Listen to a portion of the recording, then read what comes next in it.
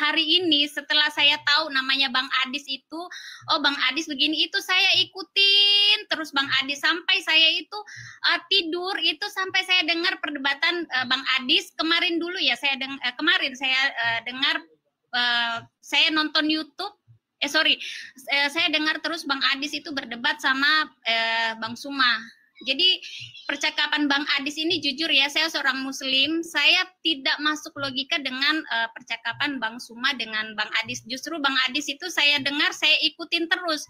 Ini sumpah demi Allah Bang, saya ngikutin terus Bang Adis karena di otak saya itu logikanya masuk. Sedangkan gitu yang Bang, dikatakan... jadi saya selalu dan saya catat apa yang saya nonton tentang masalah Tuhan Kristus, terus saya nonton tentang masalah Bang Adis, gitu. Maksudnya apa namanya, pengucapannya Bang Adis itu dalam logika saya masuk gitu. Makanya saya nonton terus, bahkan saya tadi nyari Bang, gimana caranya saya bisa bertanya sama Bang Adis ya masalah itu tentang kayak Abang, aku baru tahu Abang, aku taunya Aisyah itu dinikahi sama Muhammad itu umur 13 tahun, bahkan adik saya juga mengatakan seperti itu. Nanti saya dengar dari Bang Adis kalau Aisyah itu dinikahi Nabi Muhammad itu nanti umur 6 tahun. Dan di situ saya, loh kok seperti ini gitu. Makanya saya di sini saya cari terus sampai saya nonton tadi masalah tentang film Nabi Muhammad, dan tapi sebelumnya saya nonton film Tuhan Yesus kayak gitu Bang. Ya. Di logika saya, menurut saya orang Muslim, saya banyak logikanya masuk dengan Bang Adis. Nonton saya sampai diketawain sama bapaknya anak-anak. Kok kamu ngikutin itu terus? Iya, malah justru menurut ya, Kak Nara justru argumen-argumennya Juma yang tidak masuk akal. Tidak masuk akal. Banyak yang tidak masuk akal dan dia cuma bahasanya terlalu tinggi, terlalu lantang, terlalu dia merasa dirinya aja yang saya hebat nih, saya bisa, saya pintar gitu. Tapi saya di logika saya tidak masuk Abang. Tapi gini Bu, banyak yang komen katanya, alah ini settingan katanya, ibu ini bukan Muslim. Gimana kalau kita coba, jangan-jangan ibu ini jangan-jangan bukan Muslim. Gini Abang, saya boleh, ini yang kenapa saya berapa hari ini tidak sholat Abang. Di tahiyat akhir kan, at-tahiyatul mubarakatuh salawatu thayyibatulillah, assalamu alaika ayyuhan nabiyyu wa rahmatullahi wa barakatuh, assalamu alaina wa ala ibadillahi salihin, asyhadu la ilaha illallah wa asyhadu anna muhammadar rasulullah, Allahumma salli ala Muhammad wa ala ali Muhammad kama sholata ala Ibrahim wa ala ali Ibrahim. Kenapa? Ini yang saya pertanyakan lagi Abang, kenapa Nabi Muhammad diduluankan baru Nabi Ibrahim? Setahu saya Nabi Ibrahim itu adalah Nabi pertama dan Nabi akhir itu adalah Nabi Muhammad. Kenapa setiap kita sholat, kita mendoakan, saya di situ baca artinya, kenapa kita sholat itu membaca, seakan-akan kita itu mendoakan Nabi Muhammad terus melebihi dari Nabi Ibrahim. Oke. Itu yang saya mau tanyakan.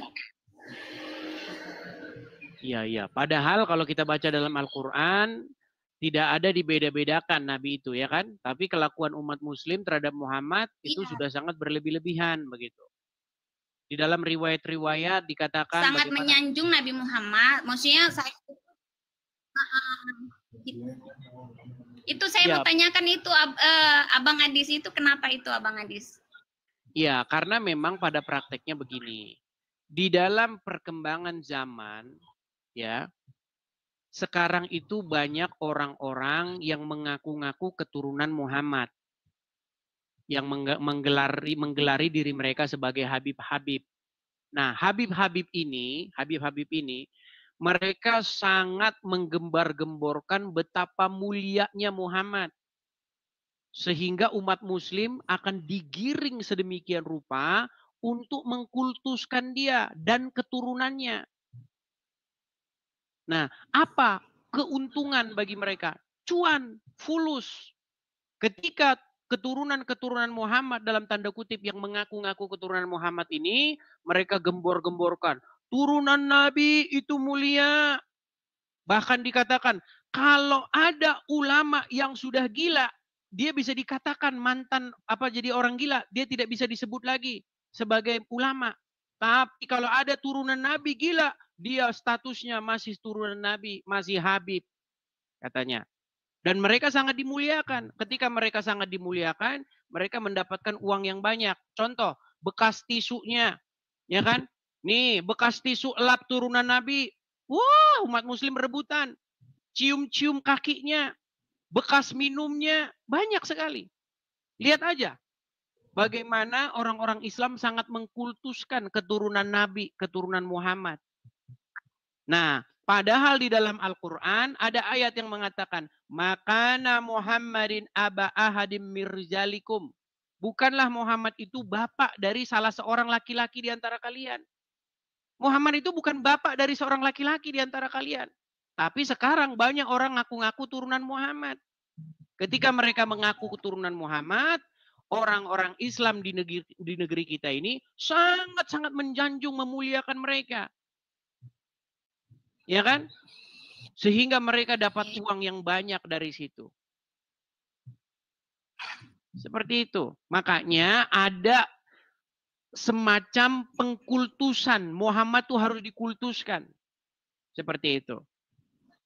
Riwayat-riwayat mereka mengatakan tuh kencingnya Muhammad diminum, darahnya diminum. Ya, Sudah pernah dengar? Ya. Sudah pernah dengar kan? Baru dengar. Makanya saya itu juga baca kemarin, Abang. Terus saya juga ini ada lagi saya pertanyakan ini, Abang. Kemarin saya ada nonton juga Abang berdebat sama siapa yang di Malaysia itu ya, Bang, ya, yang perempuan yang bercadar itu. Abang bilang enggak boleh kesini, enggak boleh. Kenapa itu kan yang ibu Malaysia yang bercadar itu, Abang?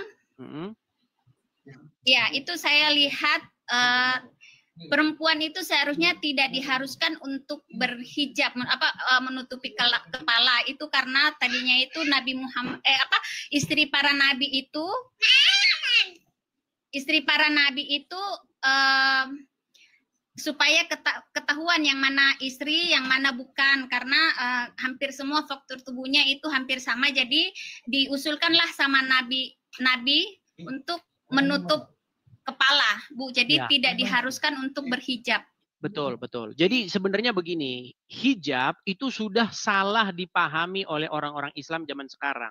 Dan itu kuat dugaan saya, itu adalah sebuah politik. Ya, mereka ingin mengukur sejauh mana kekuatan kaum muslimin.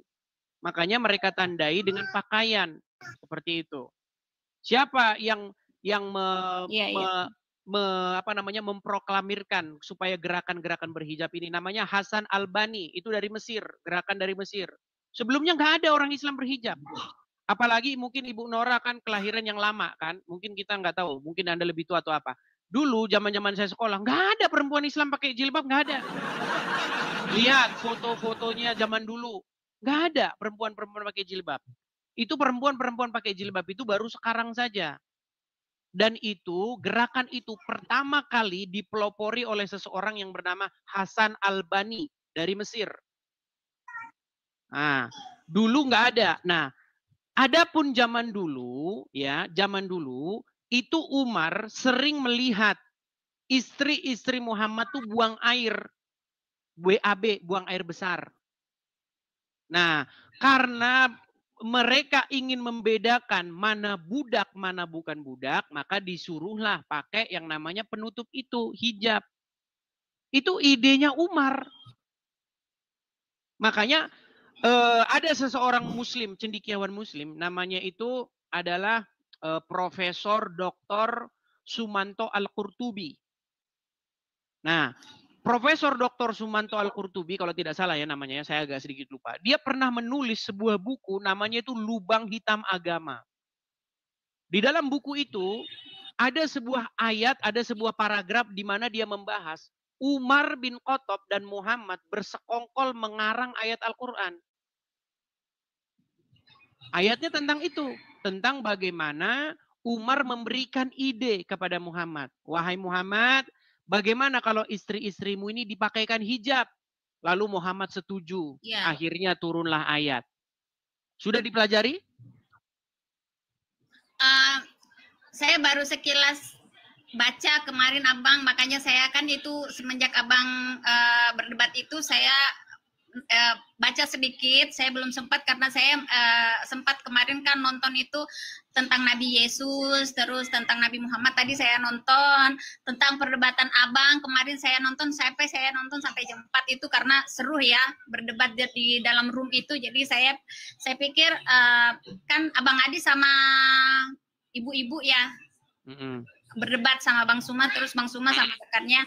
Jadi saya nonton, kok saya logikanya kok saya tidak masuk dengan Bang Suma, tapi saya logikanya lebih masuk ke Bang Adis. Jadi saya pelajari di situ terus. Makanya saya ini Abang nulis banyak tentang masalah Nabi Muhammad, dan di sini saya juga belajar masalah tentang Tuhan Yesus gitu, Abang.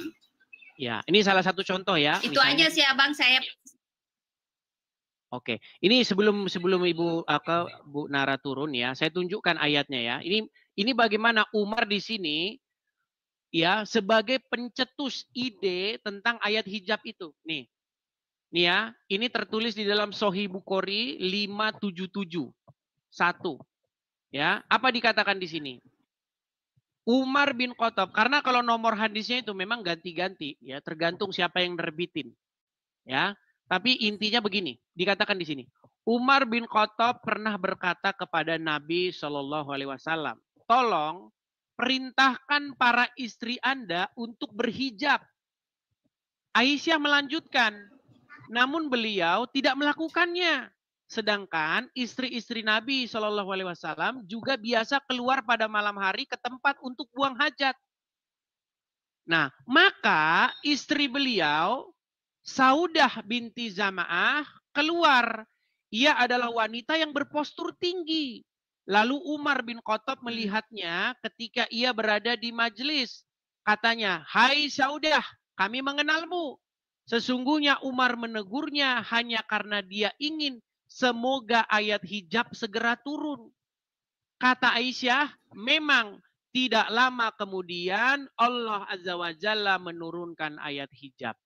Jadi ayat hijab ini permintaannya Umar bin Khattab. Umar bin Khattab ini. Makanya Umar itu pernah bilang, Umar bin Khattab pernah berkata ya, nih saya tunjukkan. Ya. Kelihatan ini? Kelihatan? Kelihatan? Kurang gede Bang, kurang besar. Tuh, itu ada di dalam hadis riwayat Muslim nomor 4412 ya. Nih sebentar.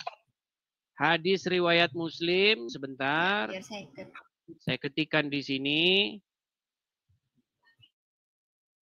Hadis riwayat Muslim nomor 4412. Nih. Saya tampilkan ya hadisnya.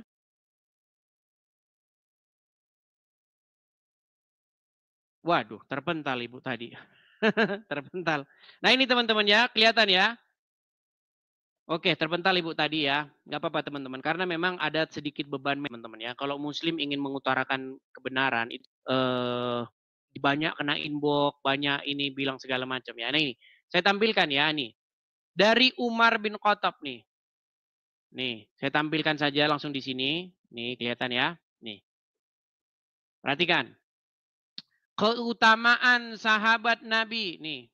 Sahih Bukhari 4412 telah menceritakan kepada kami Uqbah bin Mukram dan seterusnya ya telah mengabarkan kepada kami Nabi Ibnu Umar, dia berkata, Umar bin Khattab pernah berkata, sesungguhnya pendapatku pernah disetujui oleh Allah Subhanahu wa taala dalam 3 hal, yaitu apa? Tentang makam Ibrahim, menjadikan peristiwa hijab, dan tentang tawanan perang Badar. Nih, bagaimana Umar bin Khattab pendapatnya itu jadi ayat Al-Quran. Makanya di dalam buku Lubang Hitam Agama dikatakan Umar bin Khattab dan Muhammad bersekongkol mengarang ayat Al-Quran. Ini, ya. Dalam 3 hal. Salah satunya adalah tentang hijab itu. Jadi hijab itu Umar, idenya Umar.